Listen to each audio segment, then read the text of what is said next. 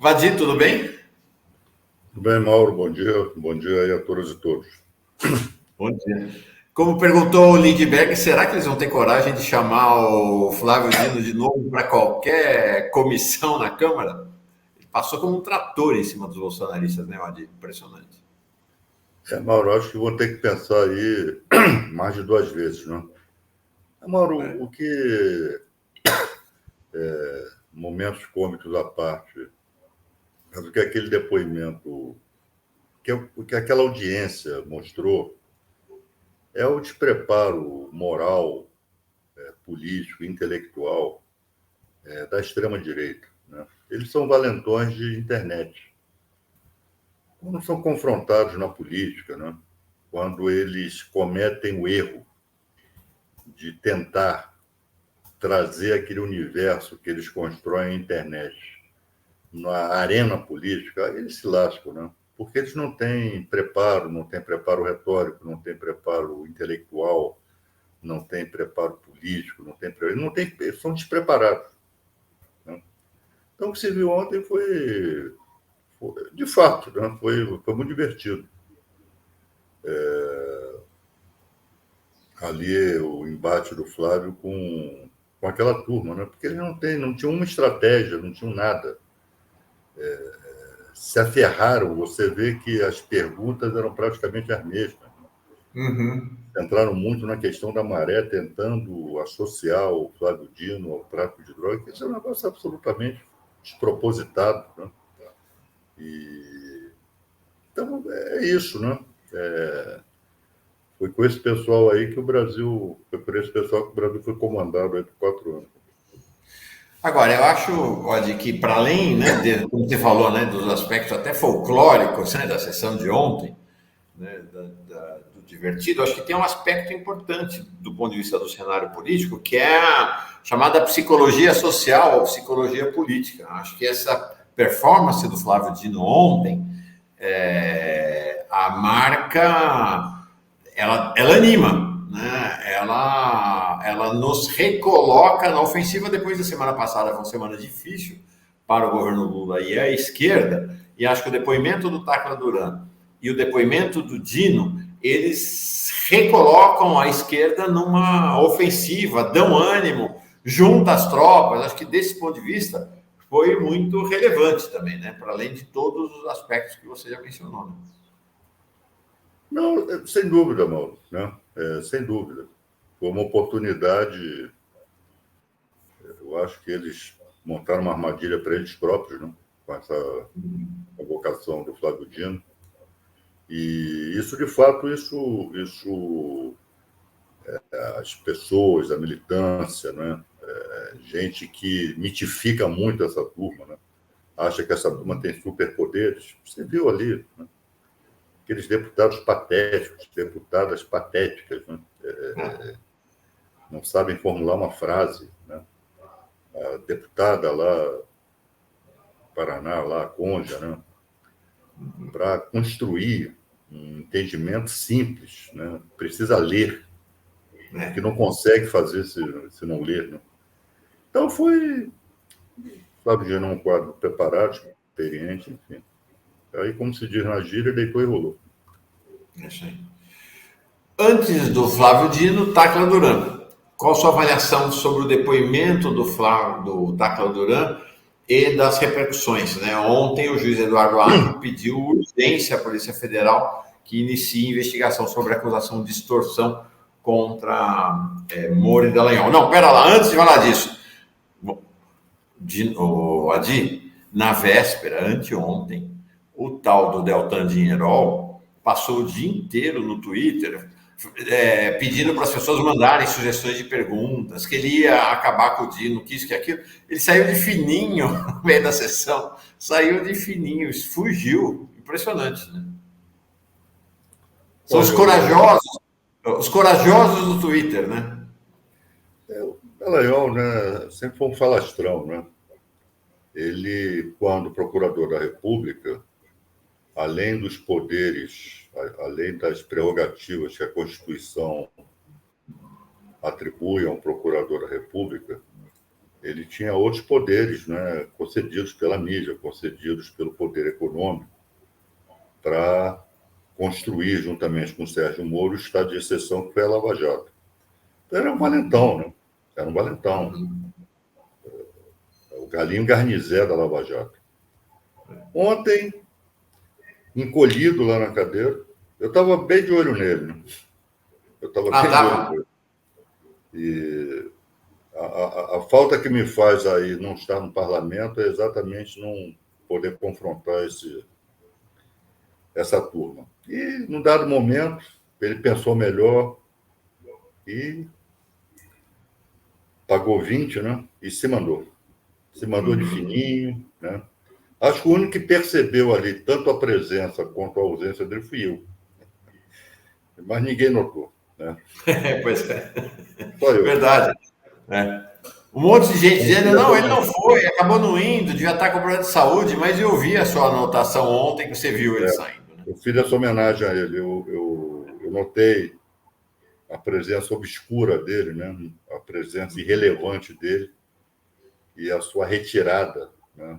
A retirada de quem não tem nada a dizer, né? De quem não se atreveu a vir para a arena debater, né? Então ele se mandou.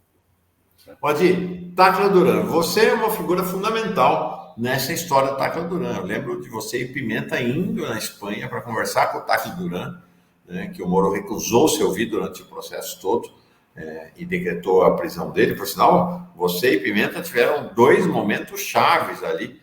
Né? O primeiro em entrar com um pedido de revogação da prisão do Lula, né, e que de maneira ilegal, hoje já se sabe, né, as cortes superiores derrubaram a decisão do desembargador Rogério Favretto, vocês é que entraram com o pedido, e depois, nesse episódio, o Tacla Duran, queria a tua avaliação desse depoimento e das consequências desse depoimento. Olha, de fato, nós, digamos, entre aspas, descobrimos o Tacla Duran lá nos idos de 2017 ou 2016. Eu tive a informação de que havia um advogado da Odebrecht que tinha prisão decretada e, como tinha dupla nacionalidade, foi para a Espanha. E que tinha muitas revelações a fazer. Ele estava escrevendo um livro, já que ele não era ouvido, né, ele estava preparando uma publicação contando a versão dele dos fatos lá envolvendo a Odebrecht. Como ele tinha dupla nacionalidade, ele tem dupla nacionalidade. E nós fomos, eu e Pimenta, chamei Pimenta, vamos lá, vamos conversar com esse cara. O Mauro, o que ele nos contou foi exatamente o que ele contou no depoimento, né, ao juiz. Só que há uma diferença. Aquele depoimento dele para a gente, depois na CPI, teve muito de informalidade. Né? Ele disse isso em entrevistas, né? Mas agora está formalizado no processo. Né? Isso pode virar uma denúncia, né, contra Moro e Dallagnol e a turma da Lava Jato, e outros procuradores e procuradoras. Né? E a Conja, né? Não, isso. E a Rosângela, né? Que era sócia do Zucoloto no escritório, né? E o que ele falou lá, então, para nós não foi surpresa, pelo menos para mim, já havíamos dito isso há anos atrás, ele foi alvo de extorsão, né?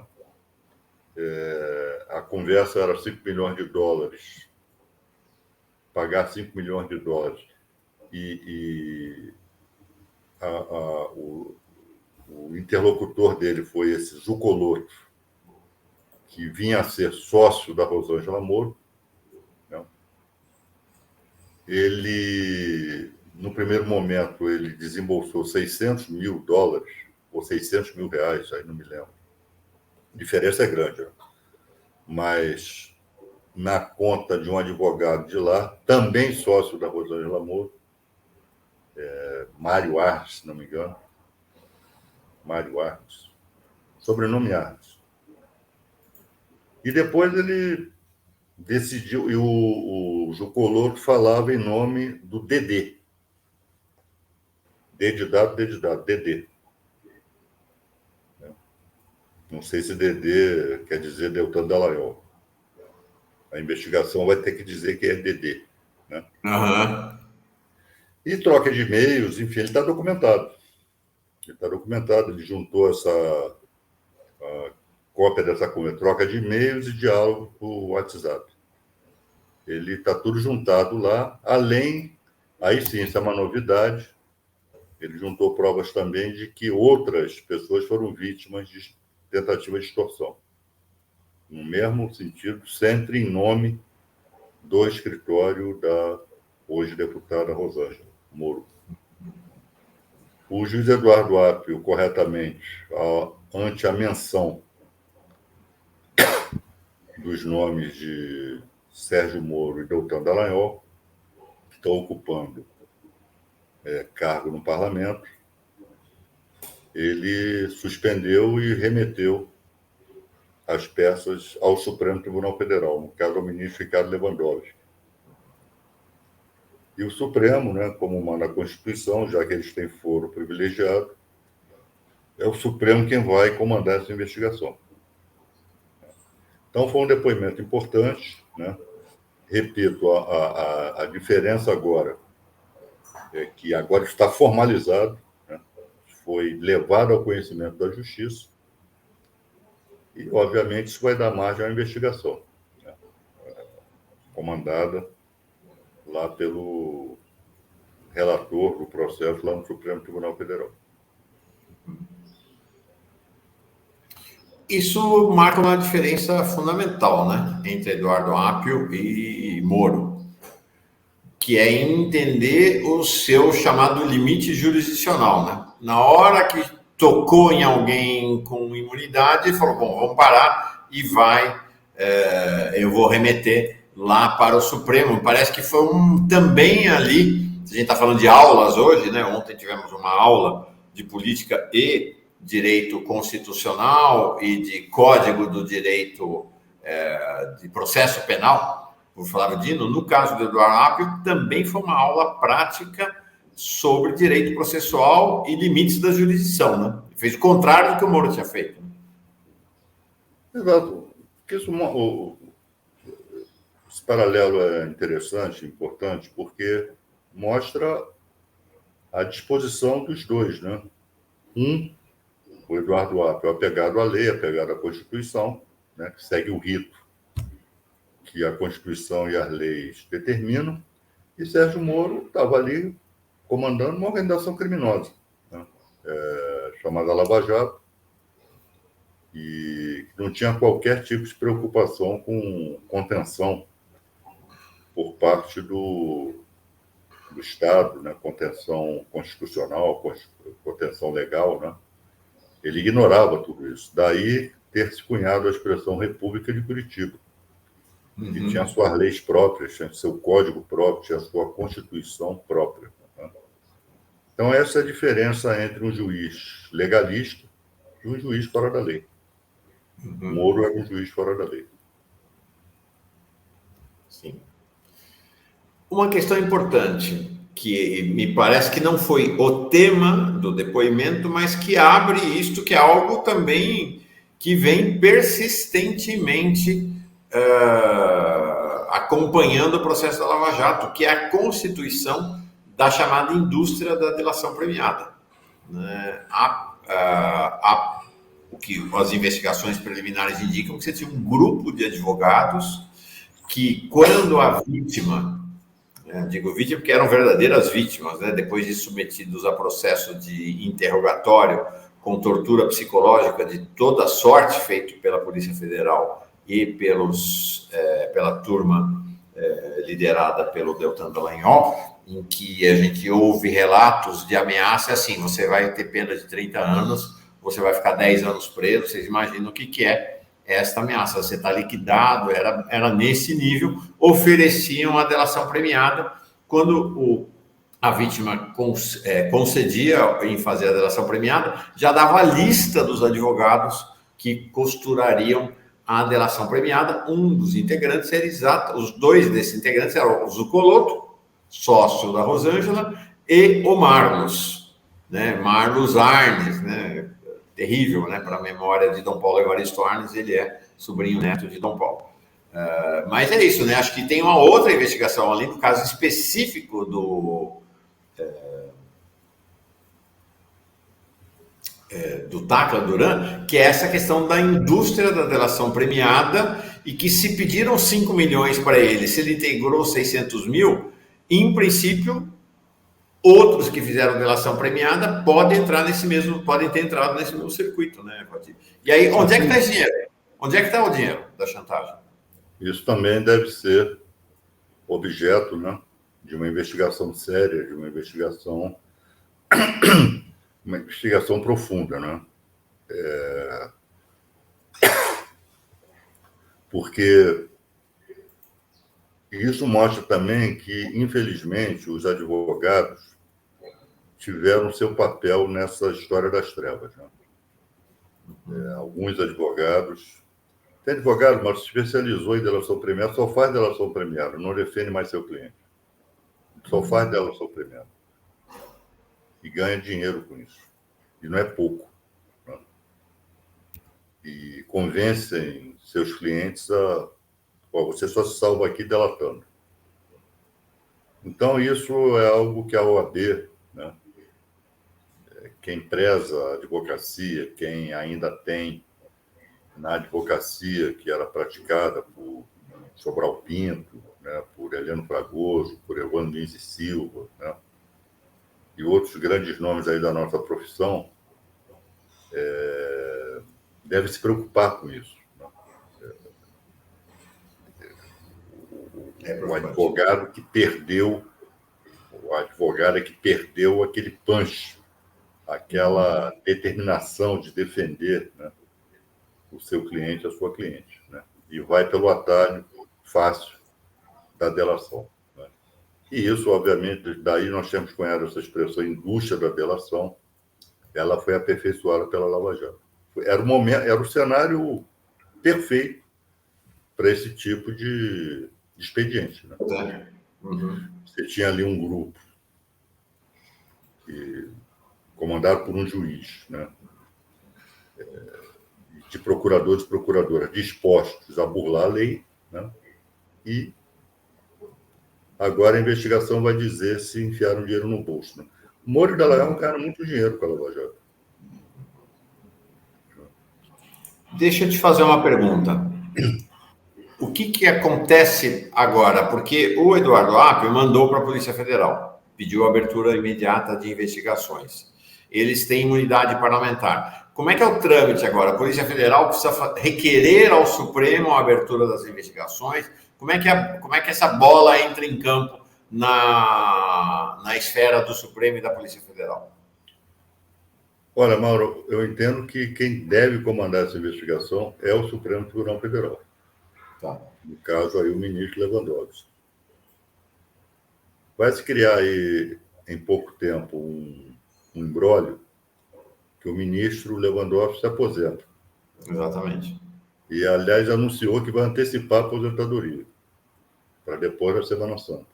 Isso. Você vê o cenário. Se for o Cristiano Zanin o indicado pelo presidente Lula, ele herdaria os processos Lewandowski. E vai se colocar essa questão de, bom, ele vai tocar essa investigação, né? Mas isso é o futuro. Agora, quem deve comandar essa investigação é o Supremo Tribunal Federal. Ou seja, a Polícia Federal depende de uma autorização do Lewandowski para iniciar as investigações. Assim eu entendo. Ok, tá bem. Deixa eu te fazer mais uma questão, antes da gente encerrar, em relação agora ao Bolsonaro. O Bolsonaro está dizendo que volta amanhã, 7h30 da manhã, desembarcaria ou desembarcará em Brasília. Isso foi até também objeto ontem da sessão da Comissão de Constituição e Justiça.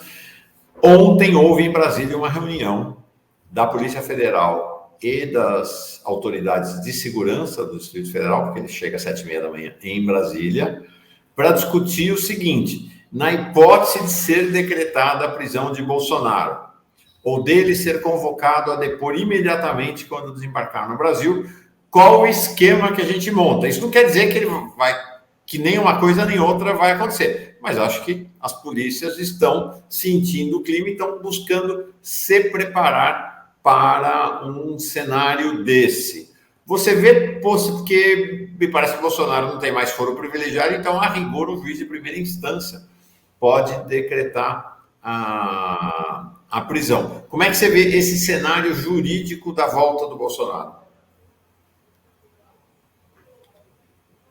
Olha, Mauro, na política, né, essa volta dele vai servir de novo para a tentativa de, obviamente, de criar tumulto, de desestabilização, né, de mobilização da base dele, né? Então, vão querer dar ares apoteóticos, né, presumo eu, à volta dele, à volta do herói que veio para comandar a oposição ao governo Lula, né? Então, a volta, ela vai ter esse, né, vai se atribuir a ela esse caráter, né, de apoteose e possivelmente, ao mesmo tempo, de promoção de novo, de baderna, de vandalismo, né? É possível, né? A possibilidade dele ser preso eu acho remota. Não acredito nisso, né? Tá. Não que não haja motivos, né? Mas é o cálculo político, né? Agora, ele é investigado, ou será investigado, em uma série de processos aí, de inquéritos, etc. Inclusive esse das joias, né? Então, num dado momento, não sei se vai ser quando desembarcar do avião, ele vai ser chamado a depor sobre esses fatos. Você tem investigação aberta, né? Tem inquérito aí no Supremo, tem investigação na Polícia Federal, enfim. Num dado momento, ele vai ser chamado a depor. Perfeito.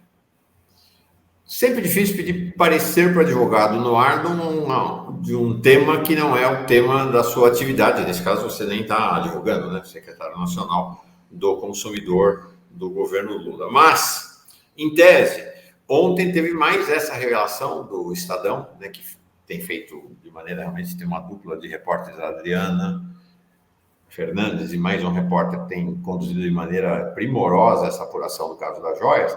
Eles revelaram um negócio, mais um estarrecedor, né?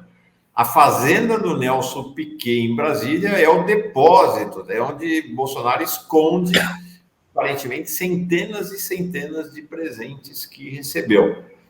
Você, te pedindo um parecer à distância, se você achar que é possível, tem possibilidade de uma busca e apreensão nessa fazenda? Olha, Mauro, tem, né? Se há uma reportagem que noticia que produtos de roubo, isso é roubo, né? Isso é apropriação indébita. Essas joias não pertencem a Bolsonaro, né? Pertencem ao Estado brasileiro. Se há uma notícia de que estão abrigadas, estão escondidas em algum lugar, na casa de alguém, né? Isso torna passível aí esse imóvel a receber a visita da polícia numa busca e apreensão. Então, acho que é assim, né? Acho até que deve. Deve. Tá. Eu não li a reportagem, né? Mas li que há essa reportagem e isso seja aí sim uma operação policial, sem dúvida. No caso da Polícia Federal. No caso seria a Polícia Federal, né? Diz respeito a bens que seriam bens da União, né? Da União Federal. Agora, Vati, para além da questão jurídica, né, é um escárnio, né? Esse Nelson Piquet, que se reduziu a motorista do Bolsonaro, ele foi motorista da posse anterior, revelou-se um bolsonarista de 4 costados. Quem conhece o Nelson Piquet, pergunta para o Juca que foi, né? Sabe bem quem é Nelson Piquet, né? Com declarações racistas, é um negócio assim, é um protótipo do cara da extrema-direita. Agora, chegar a esse ponto, né? Quer dizer, esconder presentes do Bolsonaro, é claro que tem uma regra, né? Não é todo presente que um presidente da República ganha que precisa ser incorporado ao acervo do Estado. Tem, né, presentes simples, né, presentes de baixo valor monetário, o presidente de fato pode ficar. Mas a imensa maioria dos presentes são incorporados ao acervo do Estado. Esse Nelson Piquet é uma figura tenebrosa, né? Realmente revelou-se um sujeito da pior categoria, né, Vadir? Você vê, um sujeito que não preza, né, pela biografia, né? Foi campeão mundial de automobilismo, né? Mas se caracterizou no passado pela inveja e ressentimento com Ayrton Senna, né? Então, ele não escondia a contrariedade dele com a ascensão do Ayrton Senna, que se revelou um piloto melhor que ele, mais curioso. E agora, essa adesão à extrema-direita ao bolsonarismo, né? E cumprindo esse papel subalterno, né? Primeiro de motorista, né? E depois e agora de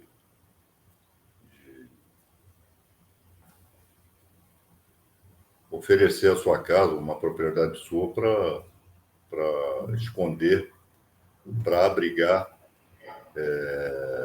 bens roubados, né? Perfeito. Que Bolsonaro se apropriou e entregou para ele, segundo a reportagem aí que você fez referência. Perfeito. Legal. Vadir, você chegou a fazer menção aqui na Fórum a uma ação da Secretaria Nacional do Consumidor em relação às redes sociais. Há algo em andamento ou ainda não? Não, lá já com decisão tomada, né? Na sexta-feira, o Google e o Facebook foram notificados a retirar do ar uma propaganda, né, de desinformação que noticia que os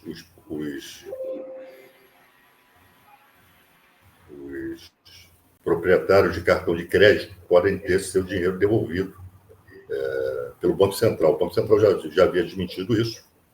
Então, eu baixei uma medida cautelar mandando retirar do ar, né? O prazo vence hoje ou amanhã, eu vou ter que verificar. Ok. Tá. Mas já estamos aí em plena atividade de enfrentamento à desinformação no âmbito do direito do consumidor, aí que viceja aí nas redes sociais. Perfeito. Tá bom. Mande notícia. Vamos ficar em contato com a assessoria, então, da Secretaria do Consumidor, do Ministério da Justiça, para saber se efetivamente a decisão foi respeitada e as plataformas tiraram do ar essa fake news. Legal, Adi. Obrigado. Tá? Obrigado. Legal. Um abraço para você. Bom dia para todo mundo. Tchau. Boa caminhada.